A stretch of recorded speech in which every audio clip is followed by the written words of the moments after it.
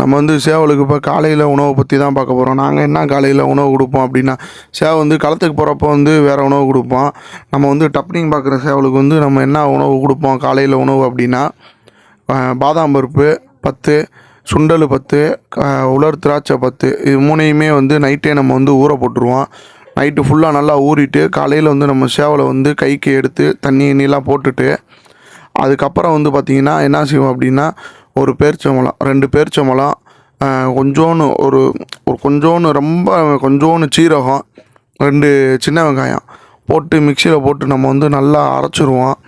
நல்லா அரைச்சிட்டு ஒரு எலுமிச்சம்பழம் சைஸுக்கு வந்துடும். ஒரு உருண்டை கொஞ்சோண்டா வரும்.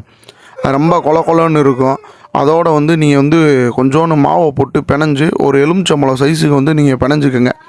பிணைஞ்சு காலையில் வந்து போட்டு விட்டீங்க அப்படின்னா சேவ் வந்து ரொம்பவே டெம்பராக இருக்கும். உங்களுக்கு கால் வந்து டெம்பர், ஏன்னா சுண்டல், அந்த பாதாம், பேரிச்சம்பழம் இது எல்லாமே வந்து சேர்த்து போடுறப்போ வந்து சேவ் வந்து நல்லா டெம்பராக இருக்கும். ஏன்னா வந்து நம்ம வந்து டப்னிங் பார்க்குறப்ப தான் இந்த உணவு கொடுப்போம்.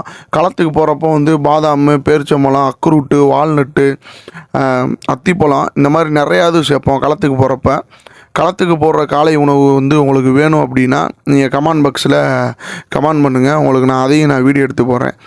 இதுதான் காலையில் நம்ம சேவலுக்கு வந்து கொடுக்குற உணவு. இந்த உணவில் தான் நம்ம எப்பயுமே டப்னிங் பார்ப்போம். டப்பிங் பார்க்க போகிறோம் அப்படின்னாலே நம்ம வந்து காலை உணவு இதுதான் கொடுப்போம். மதியானம் இற வைக்க மாட்டோம். நைட்டு வந்து மாவு உருண்டை போடுவோம்.